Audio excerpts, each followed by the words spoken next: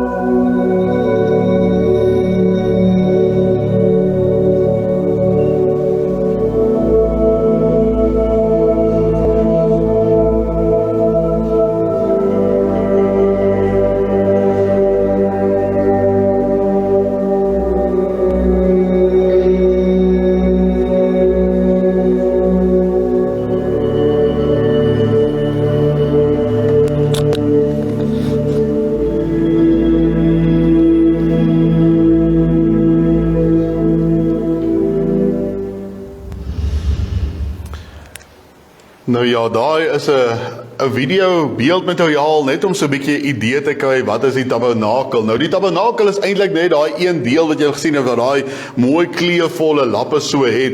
Dit is die heiligdom. Dit is waar die Here gesê het, bou vir my die heiligdom want ek wil onder julle woon. So, ek weet nie van julle nie, maar jy weet, ek kry sommer daai gevoel toe hy ou gordyntjie so oopmaak. Jy weet, hier beweeg 'n mens nou in die teenwoordigheid van die Here, en daar waar net priesters kon ingaan, en die allerheiligste kon net die hoëpriester eenmal 'n jaar daar ingegaan het. Nou as ek en u nou daar in die woestyn sou loop, dan kom ons af op hierdie duisende tente wat daar is, want daar is hier 2-3 miljoen mense, die volk Israel, hulle is daar, en hulle het maar hulle ou vaal tentjies, en dan in die middel van hierdie tente is daar iets besonders, en dit is die tabernakel. Nou net interessant, die manier hoe hulle tente moes opslaan, ek weet nie of julle dit geweet het nie, gaan doen bietjie daai studie, hoe hulle tente moes opslaan, elke stam het die Here presies gesê, waar moet hulle dit opslaan? Ek wonder wie weet, as 'n mens daai vorm mooi gaan kyk, wat beeld dit uit? Nou kom ek sê maar vir u, as u nou gaan kyk bietjie in die Bybel, en maak jy 'n sketsie waar hulle is, dan sit presies 'n kruis, waar die Here gesê het hoe hulle tente moet hê. Maar dit bring my nou juist by die struktuur van die tabernakel. Die Here het vir Moses presies gesê hoe hy elke meubelstuk moet maak, maar ook waar dit moet staan. Onder andere, die brandofferaltaar moet by die ingang van die poort staan. Dan die koper waskom moet ook voor die heiligdom staan, net voor die priester daar ingaan. Die tafel met die toonbrode, die Here gesê, moet aan die regterkant staan. En dan is daar natuurlik die goue kandelaar wat aan die linkerkant moet staan. En dan in die middel van hulle twee, in die heiligdom nog, moet dan ook die reukofferaltaar staan. En dan heel agter in die allerheiligste is die ark van God. Wat sien julle daar? Presies 'n kruis. Niks is toevallig in die Bybel nie. Julle kan maar daai afmetings gaan kyk hoe die Here presies vir Moses dit gegee het. Dit kom neer op die kruis van Jesus Christus. En nou verstaan u ook ons tema vandag, as ek met julle gaan praat oor Golgotha by die tabernakel. Ja, die hele tabernakel, alles daar, wys na Jesus en sy kruisiging, sy opstanding. Ek nooi om saam met die woord van die Here oop te maak, en dit in Exodus 38, ons gaan daar net die eerste 7 verse met mekaar saam lees. So ek het nou net weer so inleiding gegee oor die hele tabernakel, maar ons gaan vandag 'n bietjie fokus op die brandofferaltaar. Natuurlik ook 'n baie belangrike item daar in die tabernakel. Exodus 38, en ons gaan die eerste 7 verse saam lees. Goed, vers 1 sê, hy het ook die brandofferaltaar van akasia hout gemaak. 5 el was sy lengte en 5 el sy breedte, vierkantig en 3 el sy hoogte. En hy het sy horings op die 4 hoeke gemaak. Sy horings was daarmee saam uit 1 stuk, en hy het dit met koper oorgetrek. Hy het ook al die gereedskap van die altaar gemaak, die potte en die skoppe en die komme, die virke en die 4 panne. Al die gereedskap het hy van koper gemaak. Ook het hy vir die altaar 'n traliewerk gemaak, 'n netwerk van koper onder sy lys, onderaan tot by die helfte van die altaar. En hy het 4 ringe aan die 4 ente van die kopertraliewerk gegiet as plekke vir die draaghoute. En hy het die draaghoute van akasia hout gemaak en dit met koper oorgetrek. En hy het die draaghoute in die ringe gesteek aan die kante van die altaar om dit daarmee te dra. Hy het dit hol van planke gemaak. Ons lees net tot sover uit die wonderlike woord van die Here. Nou jy kan net so sit, dan bid ons en ons vra die Here se seën op die oordeenking van sy woord.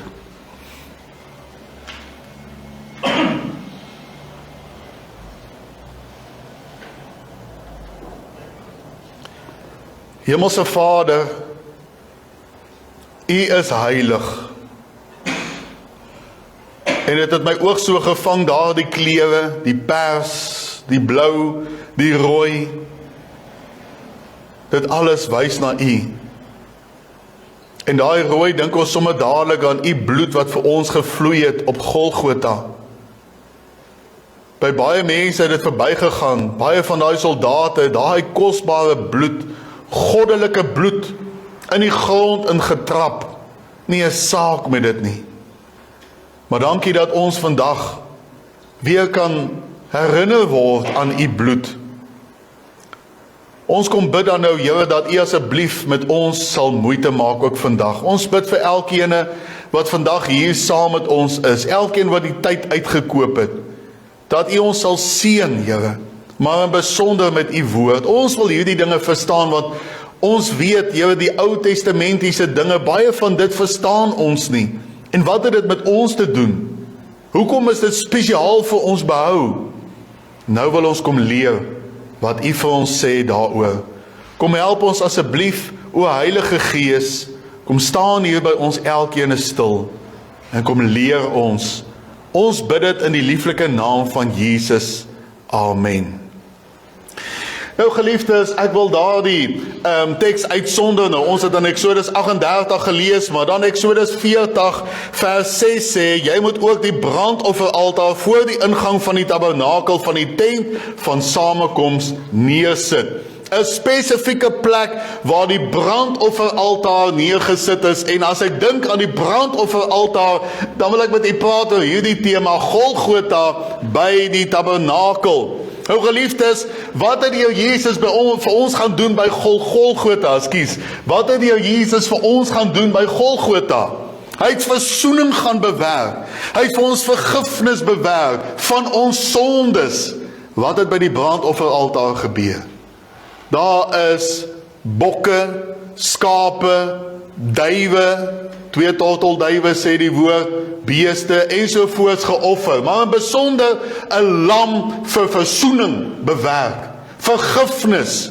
As ek in die Ou Testamentiese tyd gelewe het en ek het sonde waarvan ek bewus is, dan gaan ek na die brandofferaltaar toe, ek vat my ou skapie saam en ek gaan gee dit vir die priester en hy help my daarmee, maar ek gaan die werk daar moet doen om dit te offer aan die Here. En dan, wanneer ek daai ou assies daar sien, dan moet ek weet, die Here het my vergewe. Dis hoe die Here dit ingestel het in die Ou Testament. En dis presies wat Jesus vir ons gaan doen het op Golgotha. Hy is die lam wat vir ons geslag is tot in alle ewigheid. So ja, Golgotha en die brandofferaltaar het dieselfde betekenis, versoening.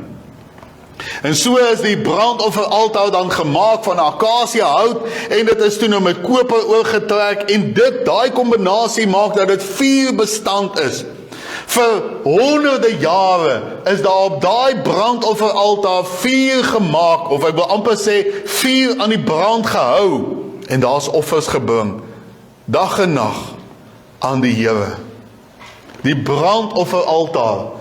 Nou dit was die grootste van hierdie meubels wat daar teenwoordig is. Groter as die koper waskom, groter as alles. Nou, hulle sê dat wanneer hulle nou opgepak het om nou baie keer te loop, nou natuurlik is die vuur natuurlik aan die brand gehou. Ons gaan nou so ietsie daaroor sê. Maar as hulle kon hulle al daardie pilare, al die materiaal, die goue kandelaar, alles kon in hierdie brandofferaltaar gepas het. Dit is hoe groot hy was, 2,3 meter hoog wat hy was, en natuurlik is dit die eerste item wat 'n mens vind, wanneer ek daar deur die poort gegaan het, hierdie groot offeraltaar wat daar staan. Nou wat het dit met ons te doen vandag? Dis die groot vraag. Kom ons begin, dan kyk ons na die detail rondom die brandofferaltaar. Nou, die eerste wat ek wil uitwys is die horings van die brandofferaltaar. Exodus 38 vers 2 sê, en hy het sy horings op die 4 hoeke gemaak. Sy horings was daarmee saam uit 1 stuk en hy het dit met koper oorgetrek. Nou, jy moet nou die gedagtes laat gaan. Hier is 'n vierkantige offeraltaar. En uit horingkies wat die Here sê moet bietjie uitkom en hulle moet in rigtings inwys. Die altaar het op elke hoek 'n horing gehad. Nou daai horings was in besonder, die betekenis van dit of die doel van dit was om die diere daarin vas te maak. Dis waarvoor daai horingkies daar was. Hulle sou die skaap gebring het, onthou hulle het baie keer was hulle nou besig om vir iemand te offer en hier is 'n volgende persoon wat wil offer. Nou is hy daar. Nou maak hy sy ou skaapie met 'n band of 'n riem vas daar aan hierdie horingkie. En nou staan daai ou skapie daar. En baie keer het hulle vir hulle kossies daar neergesit, dat hulle nou maar ietsie eet, hulle gaan nou omslag. So, dan staan daai ou skapie of wat ook al daar, vasgemaak aan hierdie horingkies. Nou, as ons dink aan horings in die Bybel, dan dink ons dadelik aan krag, aan mag. Ons dink aan Daniël wat 'n droom gehad het en hy sien hierdie dier wat daar opkom en daar's horings wat opkom en dan verklaar hy dit self, dan sê hy dit is koninkryke wat daar is. So as ek en u aan horings dink, dan dink ons aan mag, aan heerskappy. Dis waaraan ons dink. En as ons dink aan hierdie 4 hoeke, waaraan dink ons sommer dadelik? Ek dink ek kan dit vir die kinders ook vra. Waaraan dink ons dadelik? Aan die 4 windrigtings. Noord, oos, suid en wes. So daar was nie 'n plek waar hierdie horingkies nie heen gewys het, waar dit eintlik vir ons en vir daardie Israeliete wou sê, God is in beheer, hy heers nog steeds. Dit is die hele betekenis. En dis nie ek wat so sê nie, selfs die Here haal dit vir ons aan in Psalm 103 vers 12. Kyk wat sê hy daar, hy sê so ver as die ooste verwyderd is van die weste. Hier haal hy 2 van daardie windrigtings aan. En hy sê daar, so ver as die ooste van die so ver as die ooste verwyderd is van die weste, so ver verwyder hy ons oortredinge van ons. En wat het by die brandofferaltaar gebeur? Daar is ons sonde weggeneem. Presies wat Psalm 103 vir ons sê. Maar weet jy, as ek nou dink aan die hele betekenis, hierdie oos, suid, wes, noord, waar daar versoening bewerk word, weet jy wat staan vir my uit, as ek nou dink aan die tabernakel, dan dink ek aan Jesus, toe hy daar op Golgotha was, en daai kruishout daar was, het daai kruishout ook as ware in elke rigting gewys. Wanneer Jesus se hande was oopgespalk gewees, om te wys vir die wêreld se sonde. En dit is wat Johannes 3 vers 16 ons leer. Want so lief het God die wêreld gehad. Nie een deel uitgesluit nie. Amerika is nie uitgesluit nie. Tot hier die moslimlande is nie uitgesluit nie. Daar kan vir hulle ook versoening wees vandag. Maar wat het Jesus aan daardie kruis gehou? Die spykers? Nee. Daai bande van liefde. Daai selfe band wat daai skaap in die Ou Testament daar aan hierdie horing vasgehou het, was dit Jesus se liefde vir ons. Dis daai bande. So kom hy mos sê, ek het julle getrek met koorde van liefde, is dit nie wat die Here ons sê nie? Met daardie bande van liefde het ek julle getrek. Presies daai gedagte, dat die Here Jesus was ook as ware daar vas, as gevolg van sy liefde vir ons. Niks anders dan nie. Maar dan was daar ook 4 ringe van die brandofferaltaar gewees. Eksodus 38 vers 5. En hy het 4 ringe aan die 4 ente van die koper traliewerk gegiet as plekke vir die draaghoute. Nou jy moet onthou, hulle was vir 40 jaar in die woestyn. En hulle het by 'n plek gekom en dan sou hulle nou so 2 of 3 jaar daar gebly het en dan het hulle weer aangeskuif. Want hulle weet, hulle moet Kanaan toe. So hulle het aangeskuif, maar hulle het soms 'n paar jaar op 'n plek gebly. Dis hoekom die hoofpriester net eenmal 'n jaar in die allerheiligste mag ingaan. Maar wat gebeur nou as hulle moet trek? Hulle moet hierdie goed skuif. En hierdie vuur mag nie doodgemaak word op die brandofferaltaar nie. Ons gaan nou daaroor praat. Dit mag nie doodgemaak word nie, so daai vuur moet brand. So daai arme manne, kyk, hulle moet daai ding gaan dra met hierdie geweldige vuur wat daarop is. En hoe ver gaan hulle dra? Kilometers. Hulle gaan mekaar aflos met dit. En dit was waarvoor hierdie draaghoute gemaak is, om hierdie hele struktuur wat versoening vir 'n mens bring, daar waar ek my sonde kan 'n vergifnis van kry, daai item moet gedra word, rondbeweeg word. So waar ook al die volk gaan, is die brandofferaltaar. Wat sê dit vir my en vir u? Maak nie vandag saak waar ek en u gaan nie. Ons kan tot aan die uiteinde van die wêreld gaan. Jesus se teenwoordigheid en sy vergifnis is daar. Luister, daar's van u wat vanoggend hier sit, ek weet sommer, ek kan dit sê vandag. Wat voel julle is so kniediep of sommer heeltemal liggaam diep in die sonde. En jy weet nie hoe gaan jy daar uitkom nie. Wat is daar? Ook die vergifnis van die Here is ook daar.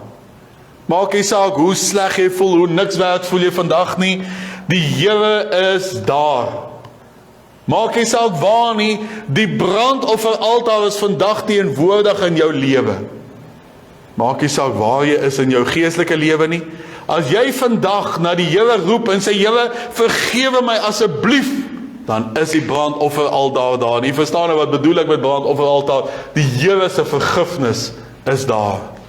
Ons lees in Psalm 139 vers 9 tot 10. Neem ek die vleuels van die daggeraad, gaan ek by die uiteinde van die see woon, ook daar sou u hand my lei en u regterhand my vashou. So waar ook al ek en u beweeg in ons lewe, daar word hierdie item ook saamgedra, die item van God se teenwoordigheid en God se vergifnis. So as iemand hier sit vandag en hy voel, hy is diep in die sonde, en hy weet nie of hy ooit vergifnis kan kry nie, en hoe hy kan kry nie, roep na die Here. Want daai brandofferaltaar is alreeds daar. Die vergifnis van die Here. Maar dan was daar ook 'n rooster gewees, wat die Here pertinent gesê het, wat net so onder die helfte gemaak moes word. Dit is natuurlik waar die hout opgesit is, en waar die diere geoffer is, en dan sou daar die rooster nou keer, dat hierdie dinge nie deurval nie, maar net die as daar deurval. Eksodus 38 vers 4, ook het hy vir die altaar 'n traliewerk gemaak, 'n netwerk van koper onder sy lys, onderaan tot by die helfte van die altaar. So hier onder rondom was daar hierdie traliewerk, maar in besonder binnekant 'n rooster wat daar was, waarop hierdie hout en die diere geoffer is. Die rooster was van koper, en dit was waar al hierdie diere dan nou, soos ek sê, geoffer is. Maar raai wat? Die priesters of wie ook al kon nooit aan daardie rooster vat nie, want dit was te warm gewees. Weereens, ek gaan dit nou met u deel, die vuur moes die heeltyd gebrand het, dag en nag. Daai vuur mag nie doodgaan nie, het die Here vir hulle gesê. So hoe lyk hy rooster? Hy is lekker warm, gaan nie daar vat nie. En dit sê vir ons nogal iets. 'n Mens is buite bereik van daardie rooster se werking. Daardie rooster het net een doel, en die doel is, hy keer hierdie hout en die offerdiere, en hy laat net die as deurval. So die rooster doen die werk, dat die as deurval. Dat daar nou gesê word, is nou klaar, hierdie dier wat nou geoffer is, daar is nou net die as, amper asof daar die rooster sê, goed, dit is nou verby, dit is nou klaar, hier is die as. Dis die rooster wat die werk doen. En net soos dit kom by vergifnis vandag in 2024, wie bewerk dat ek en u vergifnis kan kry? Net God. Net hy. Dit is buite die mense bereik. Ja, ek moet gaan bely. Ja, ek moet vergifnis vra vir my sonde. Dit is so. Maar wie bewerk daar die vergifnis? Wie kom skryf dit af? Wie kom vee dit uit my lewe uit? God. Mense kon nie aan daai rooster vat nie, want hy was te warm gewees. En daai rooster het ook besluit wat deurval. Hy het besluit daai as wat deurval, né? En net so besluit die Here vandag.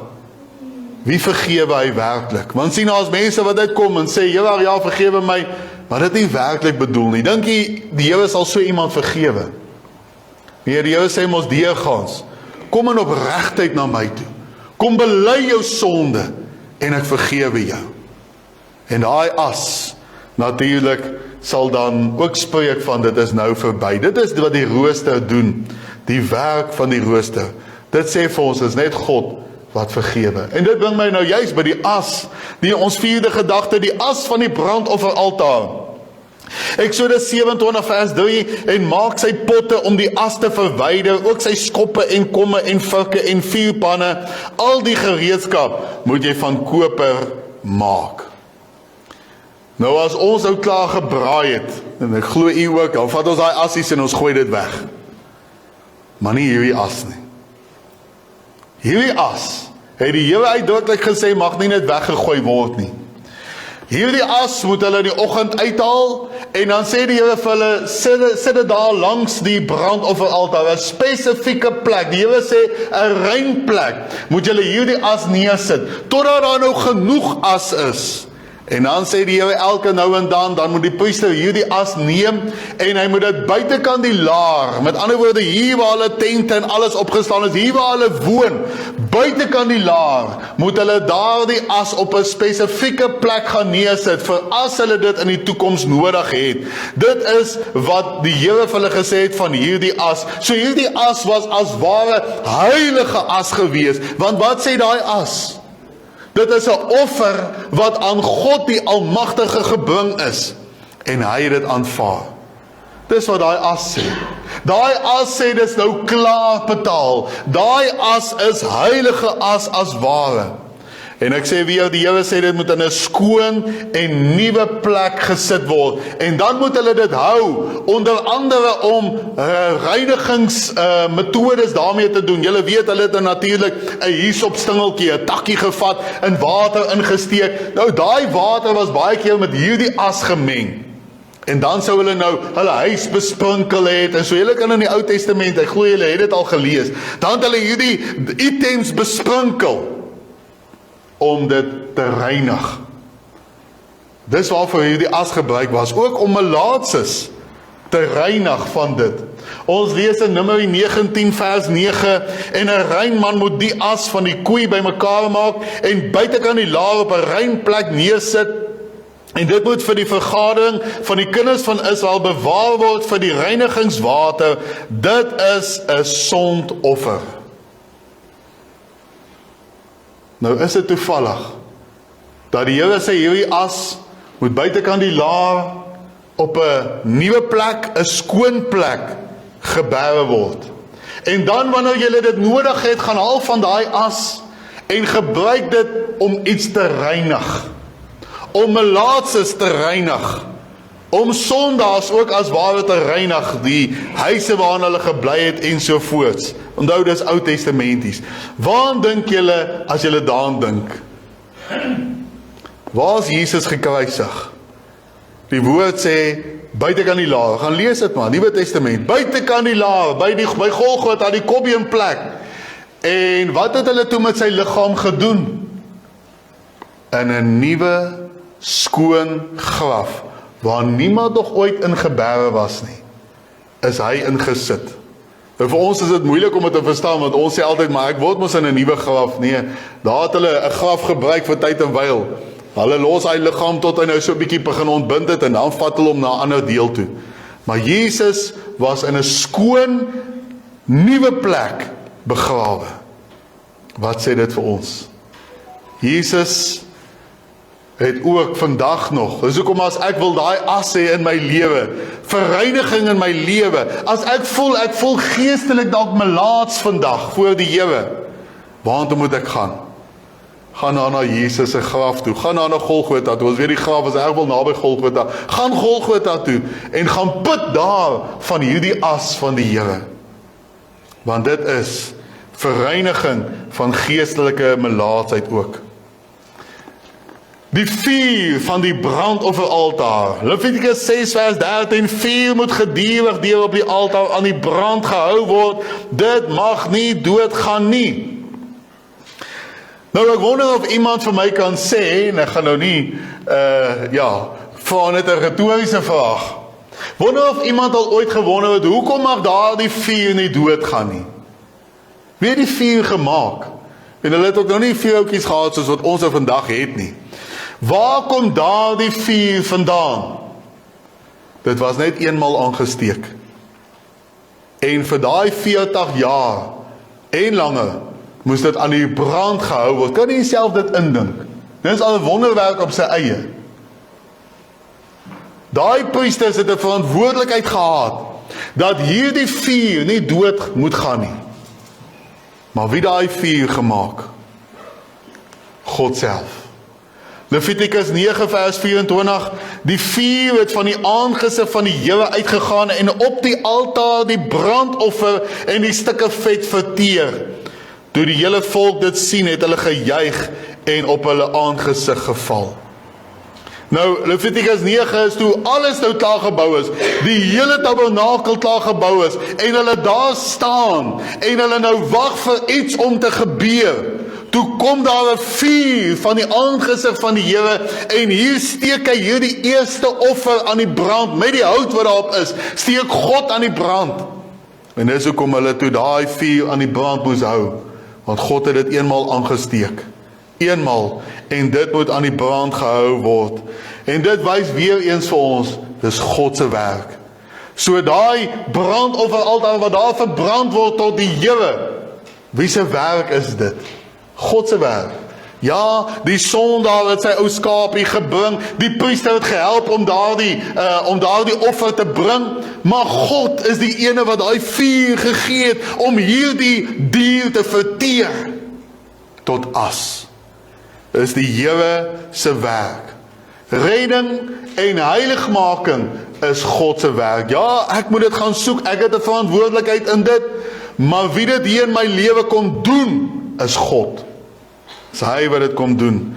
Filippense 2 vers 13, want dit is God wat in julle werk, om te wil sowel as om te werk na sy welbehae. So dit sê vir my twee dinge. Daar is 24 uur, 7 dae 'n week vergifnis. Want daai vuur brand vandag nog. Toe die Here Jesus daar op Golgotha gesê dit is volbring, toe hy ook as ware daar die vuur aangesteek. Hebreërs sê dit mos vir ons, die Hebreërs skrywer sê hy vir ons 'n ewige verlossing bewerk. So daai vuur brand vanoggend nog. 24 uur, 7 dae 'n week. So al gaan jy vanaand 12:15 en jy bely jou sonde teenoor die Here, dan vergewe hy jou. Maak nie saak waar nie, maak nie saak hoe laat nie, die Here vergewe jou. Maar dit sê vir my nog iets. Nie net is daar vergifnis die heeltyd nie, maar ons het ook 'n verantwoordelikheid. As u vanoggend hier sit en sê die Here het u gered, dan beteken dit mos daar's 'n vuur aangesteek binne u, né? En onthou die Here het gesê julle sal gedoop word met die Heilige Gees en met vuur, is dit nie so nie? So die oomblik as ek die Heilige Gees in my lewe kry, as ek wedergebore is, dan is hier 'n vuur wat God in my aangesteek het. Nou hoe lyk daai ou vlammetjie vanoggend? Daar kort 'n bietjie hout. Wie moet daai hout daar gaan opgooi? Dis nie God wat die hout opgegooi het nie. En hy voorsien ook die hout vir hulle. Ons ken mos die verhaal, hy het vir hulle die hout ook gegee. Maar wie moet daai hout op hierdie vuur gaan gooi? Die priesters. En wie sit vandag hier voor my? As u sê u is gered, u is 'n kind van God, wie is u dan? Petrus sê ons is 'n heilige priesterdom. Hy verwys na die kinders van die Here. So as u vandag hier sit en sê u is 'n kind van God, dan is u ook 'n priester. Want u het 'n verantwoordelikheid om daai hout daarop te gooi sodat dit aan die brand gehou word. Dalk voel die Here vandag ver, dalk voel vergifnis vir u ver, want die ou vlammetjie kan nie daai ou offerdiertjie brand nie. En gelukkig hoef ons dit nie te doen vandag nie, maar net by wyse van spreuke. Daar's 'n geweldige groot vuur nodig. En dis wat die Here in jou lewe soek. Daai vuur mag nie doodgaan nie. Maar dit bring my ook dan so by die laaste, die offers van die brandofferaltaar. Dis waaroor alles gegaan het, die offers wat daar gebring is, Eksodus 40 vers 29, en hy die brandofferaltaar by die ingang van die tabernakel, van die tent van samekoms neergesit, en hy daar op die brandoffer en die spysoffer gebring, soos die Here Moses beveel het.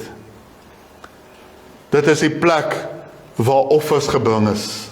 En ek het vir julle in die begin gesê, dit is nie toevallig dat hierdie brandofferaltaar die heel eerste item is wat ek kry as ek deur hierdie poort gaan. Hier staan hy, 2.3 meter hoog, by 2.3 meter, 'n groot item. Ek gaan hom nie mis nie.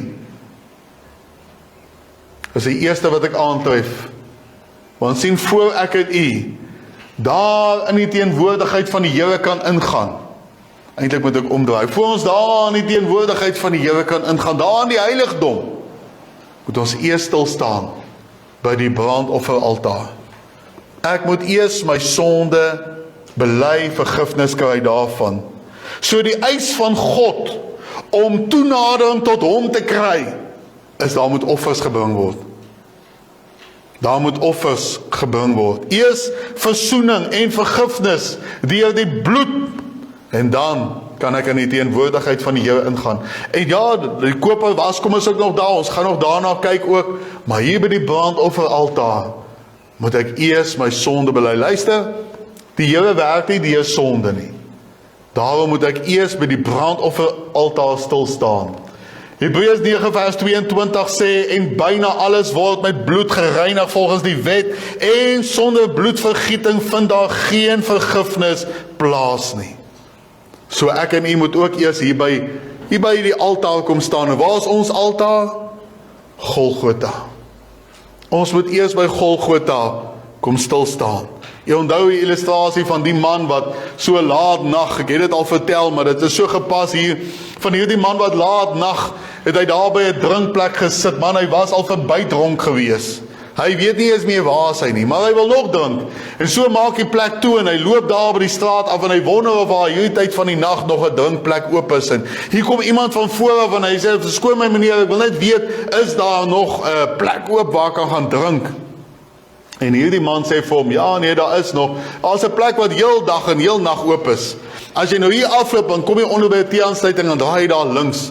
Dan sê jy sien net so eentjie aan die linkerkant, daar is die drinkplek." En hy sê toe, die drinkplek se naam sal jy nie mis nie, staan met groot letters daar geskryf, "The Gates of Hell." Dit is die plek se naam, die drinkplek. En hierdie man is bly dat daar nog hierdie tyd van die nag nog 'n plek oop is, want hy wil gaan verder drink. En hy sê, "Verskoon my meneer, maar jong, jy sien nou in wat se toestand is ek. Ek is nou net bang ek mis daai letters. Is daar iets anders waarvoor ek kan uitkyk?" Hy sê, "Ja, net so eentjie voor dit is daar 'n kerkie. Die kerkie se naam is Golgotha, staan mooi daar geskryf. Sê as jy by Golgotha verbyloop, dan kry jy die hekke van die hel."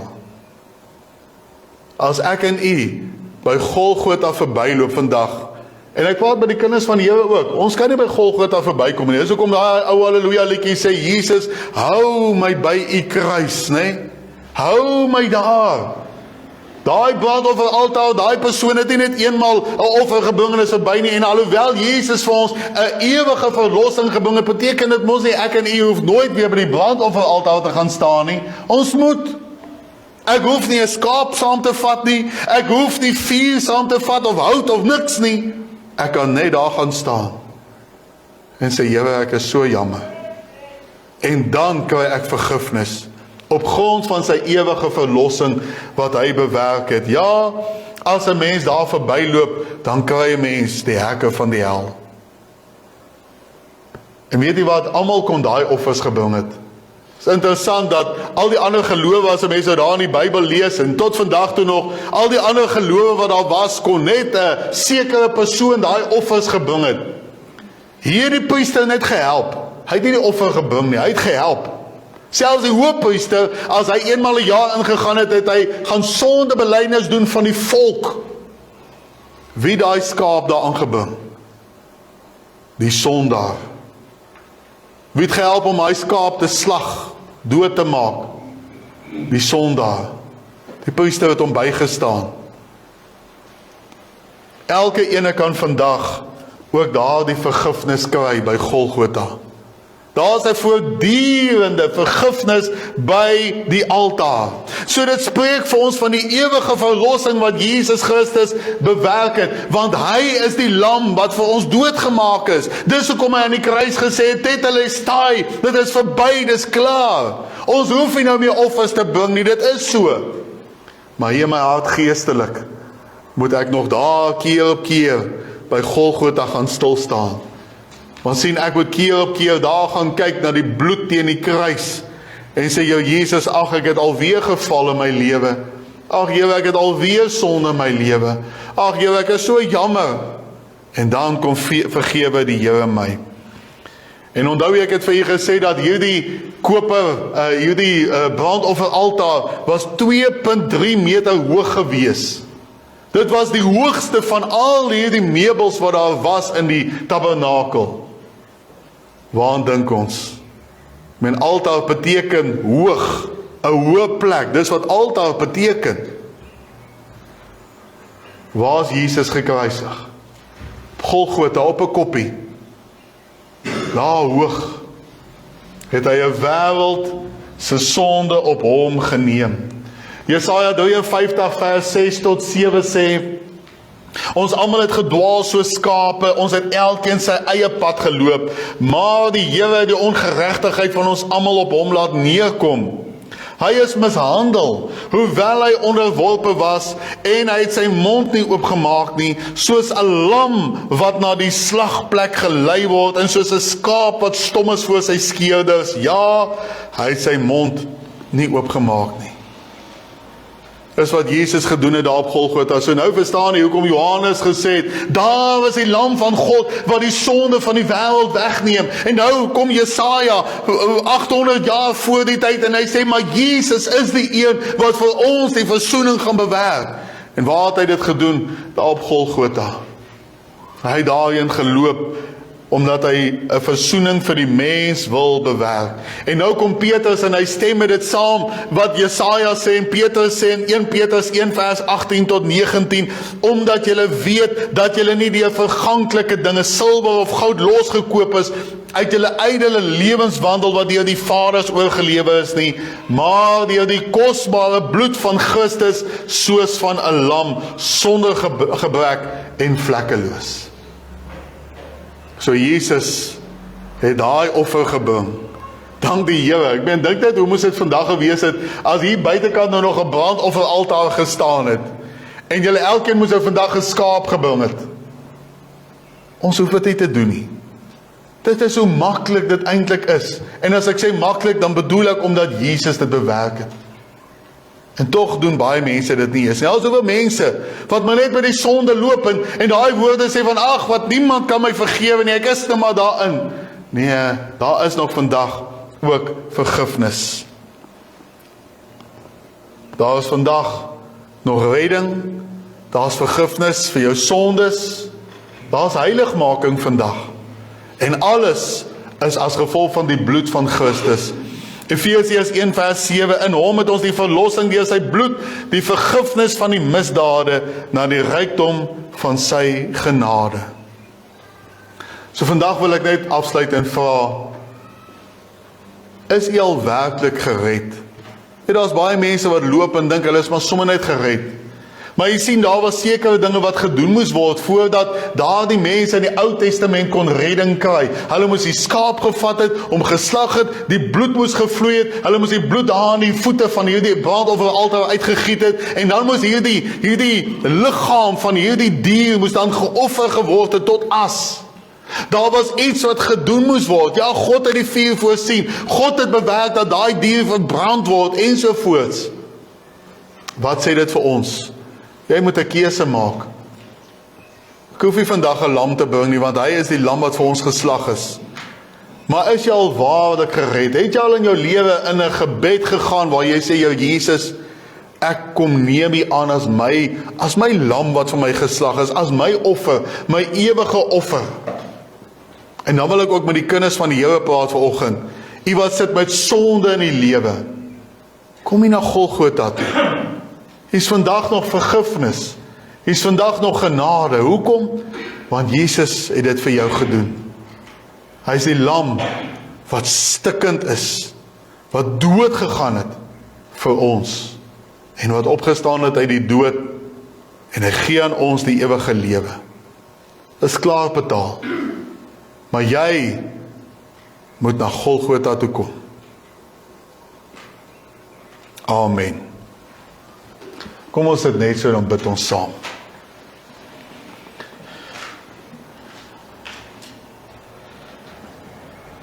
Wonderlike Jesus, Here, ja, baie dankie vir die boodskap. Dankie dat ons Golgotha so kon beleef, U hele kruisdood kon beleef vandag, in een item van die tabernakel, die brandofferaltaar.